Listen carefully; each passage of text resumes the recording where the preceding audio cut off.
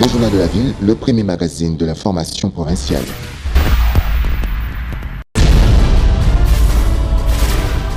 Tout de suite, le journal.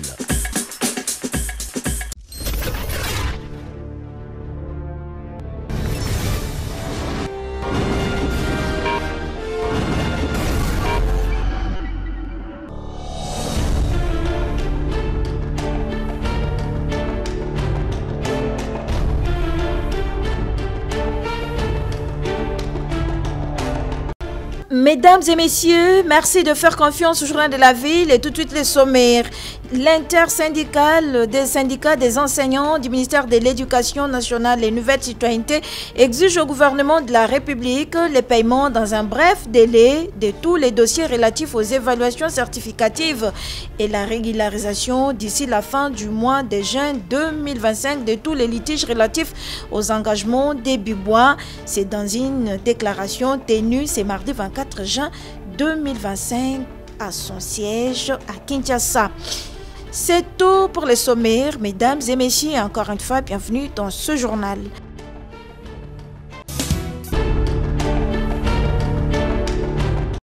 Dans une déclaration tenue ce mardi 24 juin 2025 à Kinshasa, l'intersyndicale des syndicats des enseignants du ministère de l'Éducation nationale et Nouvelle Citoyenneté exige au gouvernement de la République le paiement dans un bref délai de tous les dossiers relatifs aux évaluations certificatives et la régularisation d'ici la fin du mois de juin 2025 de tous les litiges relatifs aux engagements des Bibois. Godefroy Matondo, président et porte-parole de l'intersyndicale de l'EDU-NC. Après avoir passé en revue l'ensemble de la situation, l'intersyndicale remercie son Excellence Félix Antoine Tshisekedi Tshilombo, président de la République, chef de l'État, pour avoir instruit le gouvernement de la République de prendre en charge les frais des évaluations certificatives de l'édition 2025 au profit des élèves finalistes des provinces de Nord Kivu, Sud Kivu et Ituri. Néanmoins, l'intersyndicale déplore le gouvernement de la République dans le paiement des dossiers suivants. Paiement des intervenants de la province du Nord Kivu, celle du Sud Kivu ainsi que de l'Ituri. Paiement du Centre national d'organisation, CNO en sigle, du Centre national de correction, CNC en sigle, ainsi que la prime des inspecteurs. Non-paiement de 50 000 francs congolais pour les enseignants, la prime d'encadrement de la paie et la prime institutionnelle au profit des cadres et agents des services centraux du ministère de l'Éducation nationale et Nouvelle Citoyenneté, engagement pris à Bibois. Non-impression des bulletins et cartes d'élèves, alors que les établissements scolaires ont l'obligation de remettre aux élèves et parents le bulletin à la fin de chaque année scolaire. L'uniformisation de la prime de la gratuité des enseignants des écoles primaires publiques. Cependant, contre toute attente, l'intersyndicale constate et dénonce la mauvaise foi du gouvernement de la République qui refuse de s'exécuter dans ses obligations de paiement les dossiers énumérés si haut. Ainsi, au vu de ce qui précède, l'intersyndicale exige du gouvernement de la République ce qui suit. Le paiement dans un bref délai de tous les dossiers relatifs aux évaluations certificatives. La régularisation d'ici la fin du mois de juin 2025 de tous les litiges relatifs aux engagements de Bibois si haut énumérés. Dans les cas contraires, le gouvernement de la République sera tenu pour les seuls responsables de tout ce qui en découlerait et l'intersyndicale se réserve le droit d'initier les actions de grande envergure. Bonne nouvelle pour la population congolaise. La RDC vient de recevoir 100 000 doses de vaccins contre le Mpox, variole du singe. C'est l'eau de 100 000 doses de vaccins MVA-BN qui est un don de la République française pour lutter contre cette épidémie en RDC a été remis au ministère de la Santé lundi à Kinshasa. Ce lot va permettre de renforcer la campagne de vaccination en cours en ciblant les populations les plus exposées et vient appuyer les efforts du gouvernement congolais dans la lutte contre l'épidémie de variole du singe, a communiqué le ministère de la Santé publique. Et selon la même source, désormais, la vaccination cible aussi bien les adultes que les enfants à partir de 1 an. Ici est de rappeler que la République démocratique du Congo a connu une baisse des cas de Mpox lors de la 24e semaine épidémiologique, soit du 9 au 14 juin. Le taux d'occupation des lits d'hospitalisation est désormais stabilisé à 26% au niveau national, traduisant une diminution notable de ces cas graves. Les données des laboratoires confirment que les taux de positivité des prélèvements diminuent progressivement depuis plusieurs semaines, a précisé la source. Les autorités sanitaires congolaises, avec le soutien des partenaires comme la France, poursuivent les engagements pour éradiquer le Mpox en renforçant la vigilance, surtout dans les zones à forte transmission communautaire.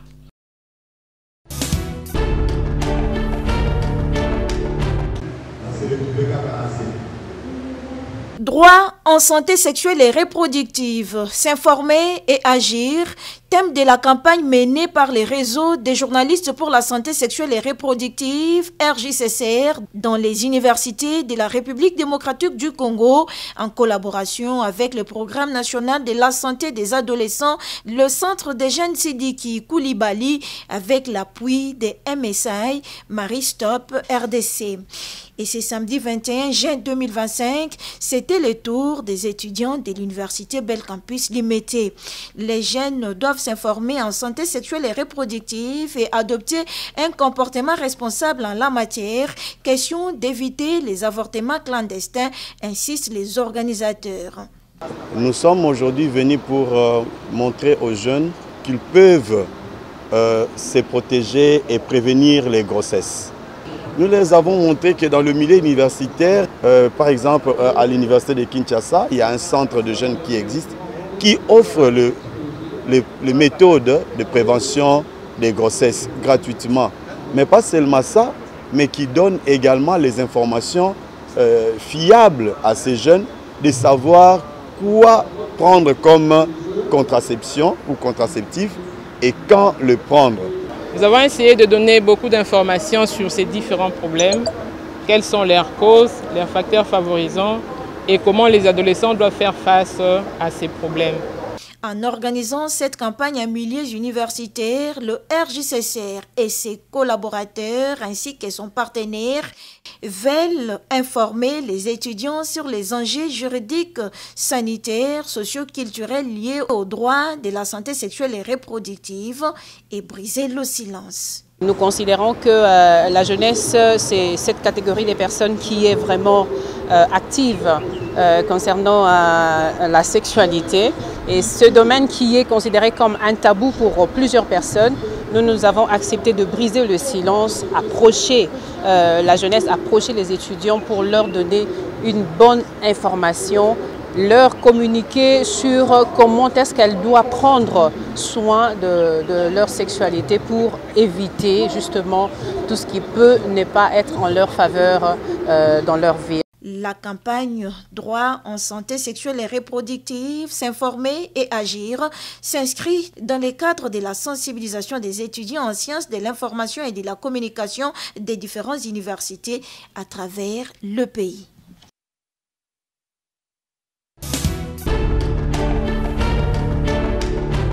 Le gouverneur de la ville de Kinshasa, Daniel Bumba, annonce la réouverture bientôt du grand marché central Zando. Les travaux sont presque finis, rassure les gouverneurs qui étaient en visite d'inspection ce samedi 21 juin 2025 avec les élus provinciaux, représentants des Quinoises et Quinois pour évaluer l'effectivité des travaux. Nous étions là en visite, justement, comme vous l'avez dit,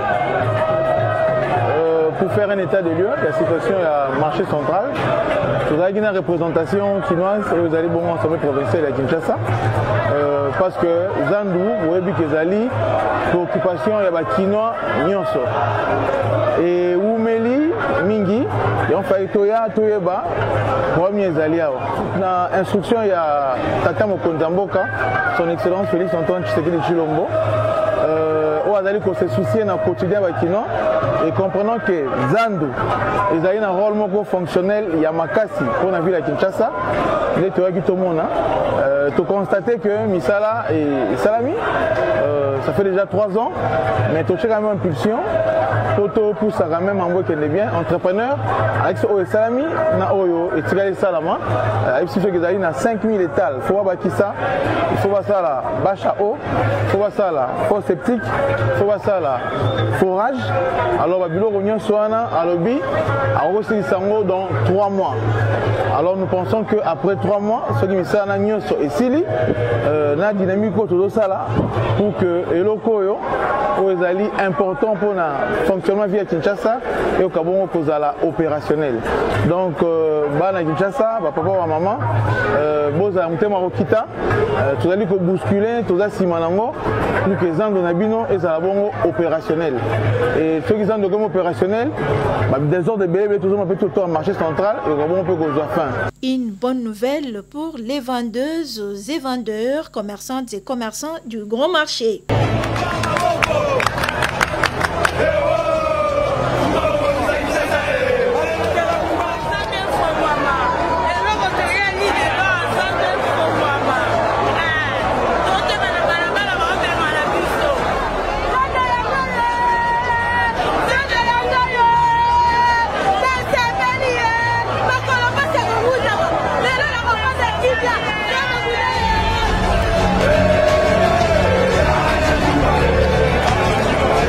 L'autorité provinciale invite par ailleurs les vendeuses et vendeurs de ces marchés à la patience.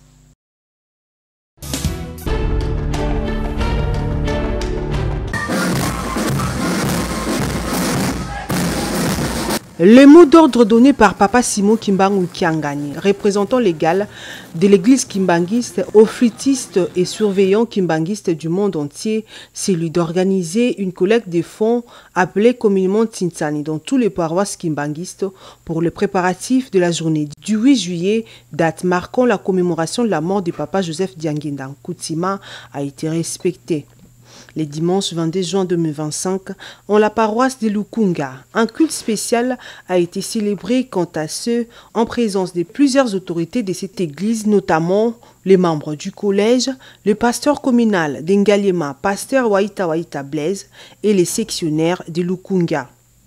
L'officiant du jour a édifié les fidèles sur le livre des psaumes 3, verset 1, Deutéronome 5, 6 jusqu'au 22e verset. Juste après, l'Assemblée a procédé à la cérémonie de collecte des fonds destinés à ces grands rendez-vous. Il était également question au cours de ces cultes de sensibiliser les fidèles kimbanguistes. Lelo tosangani awa le 22 juin 2025 pour na kobongisa ba stratégie pour na kolonga le 8 juillet na Yerusalem. Pezali mokolo monene oyo papa Molimo Santo Papa Simon Kiangani alobi ete MSSK na Fliki basala musala makasi pona biloko oyo akatelaki bango yangwana tosangani awa lelo tosali musala ngombe sili MSSK ya Lukunga asali musala makasi donc topesi bango maboko po ete musala papa ekende liboso na ye na cadre ya kosensibiliser bana Lukunga pona kolamusa bango ba paroisse nyonso ya Ngaliema bala mukapwete le 8 juillet to garder première place na biso. L'un des surveillants de Lukunga, gagnant au Tintani, n'a pas manqué de placer un mot. Alors biso coïncide ça Tintani Afrique c'est le maou. En tout cas misala l'équipe malang tant ça musala nzambe na esengo nyonso ezaka malamu mito salina bango malgré qui champion du monde na bango ya Afrique biso ba surveillant Lukunga section na kota commune Ngaliema to gagner bango na écart ya 1 500 000 francs congolais. Notons que c'est les surveillants de Lukunga qui ont battu les flûtistes de Selembao. Le rendez-vous est donc pris pour le 8 juillet en Kamba, Nouvelle-Jérusalem.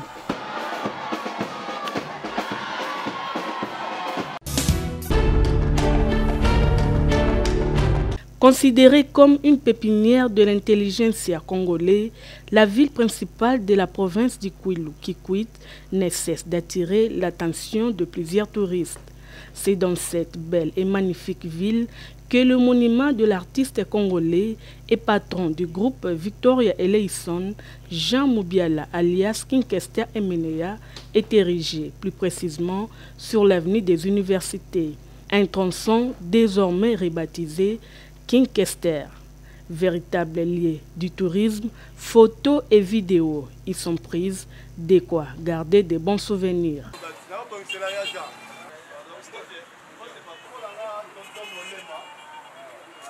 La ville de Kikwit est également connue pour ses différentes denrées alimentaires, notamment les liboké, souvent vendus par les commerçants ambulants du marché Moindi, situé sur la route Kikwit-Bachanga. Ici, les vendeurs et vendeuses ont de quoi apaiser l'estomac des visiteurs. Sur place, les liboké de différentes sortes, soit poissons ou animaux sauvages tels que les souris et autres, sont préparés et vendus à un prix abordable à partir de 2000 francs congolais, tel qu'il nous explique. Côté autoté kaka, tosombaka mbisi na mai. Totoki 2000, tosombaka pe 2000. Ya 3000 pesa. Awa tozana weza muyi. So leika koi, avoko Carrefour, adibula babela ngo muyi. Tozana ba 10 awa. Awa tous les mbisi toteka na biso za nyama zamba pe awa, toteka na biso. Toteka na prix ya bien ba maman batuma pe batuma na système ngo ya bien. So le il faut zonga kaka. Il y a 3000 ezalaka, il y a 2000 ezali. Il y a 6000 pe ezalaka pour mbisi za qualité na qualité. Oh, weza muinzi. Oh, eza puku na mbisi ebele awa na oteka na pe na puku, tous les sortes mbisi oluka eza awa. Soko za posa mbisi yaka kaka koyo tunika na kitaka na babizi. Mama boki bateka wana oluki sorte mbisi kala ndenge ezalaka koteka ezalaka bien o nga koteka na maboke basardine mboto ngolo kala ndenge ezalaka moi pe fallait o débrouiller zozo débrouiller to koma ndumba il fallait o teka koyiba te boyina boye ezalaka bomuka. Les vendeurs affirment quand même rencontrer quelques difficultés. Et na tozana posa ba moustike pona bangungi esika tolala bangungi pe tungisa biso mwa makasi.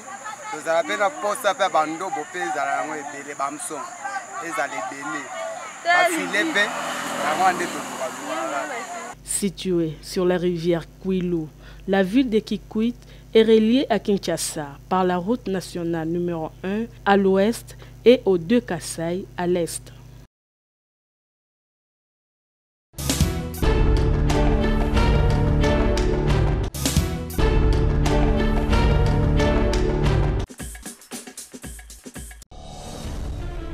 Nous sommes arrivés à la fin de ce journal de la ville, mesdames et messieurs. Merci de l'avoir suivi. Le prochain rendez-vous est fixé pour ce mercredi avec le même plaisir.